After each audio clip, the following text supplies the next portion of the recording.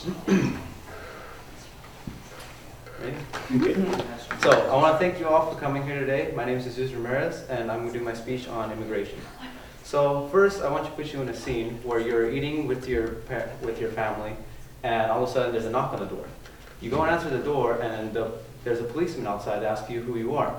You say who you are, and then they start going into your house and take your family into a vehicle. Then that vehicle is later on going to be deported for your country of origin, just because you came here illegally to give you and your family a better future. Now, after my speech, you guys will know the difficulties that immigrants face and why they migrate, how they get deported, and steps for citizenship. So first, let's start at the beginning. One might migrate because of political reasons, such as a president might have passed a law which they don't like that affects them or their family, or they don't like the way the government's being run, like a communist, which is where you have the government chooses what kind of job you can have, or you have no right for private property. Another reason might be because of the economy. They might have low-income jobs, and the place where they can have a better job might be outside of the country. And technology also plays a big part in jobs because they can replace a worker or many workers with cheaper. War and terrorism are unobvious. Take as, for example, World War II, and the Jews had to move to a different country because the Nazis were targeting them. These all might sound like good reasons why one might immigrate, but they would still end up getting deported. Now, statistics from ICE show that in 2015, they conducted 235,413 removals. And ICE stands for Immigration and Customs Enforcement. And 95% of those removals in 2015 were non-criminals, which is not bad, were criminals, which isn't bad. And the rest were non-criminals, and those non-criminals were found near on the border. And 1,040 were classified as suspected or confirmed gang members. Most of the criminals that were being deported were in 2008 through 2012. Then on 2008 through 2011, most of them were being deported from inside the country. And 2012 to 2015 were from outside or from the border. Now, they are found in factories, and they are taken from the factories, and they are put into vehicles. Now, before that, they are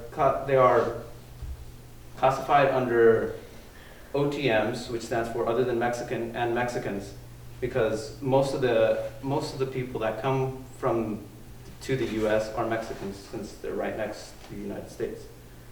And after they're taken from the factories, there might be so many workers there that the factory might have to shut down. So they are put on trains, vans, planes, and depending on the country of origin.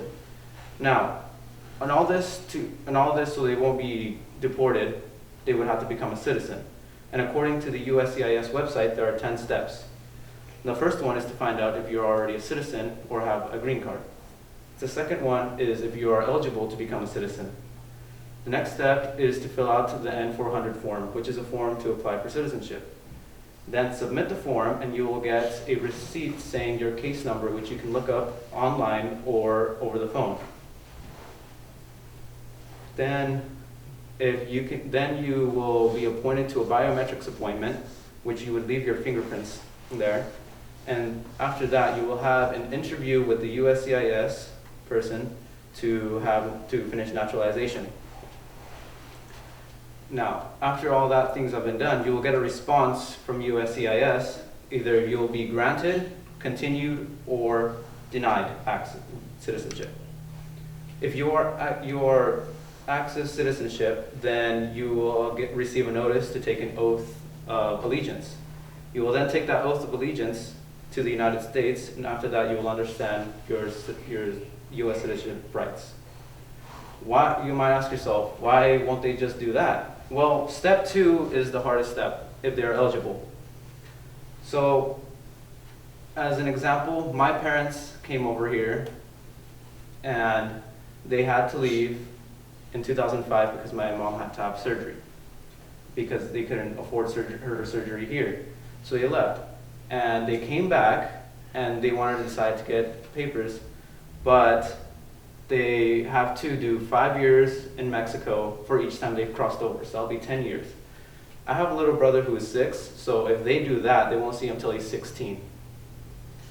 And a lot of people are under that. So the way that they're going to do their paper to get citizenship is through amnesty, which is like forgiveness for the country.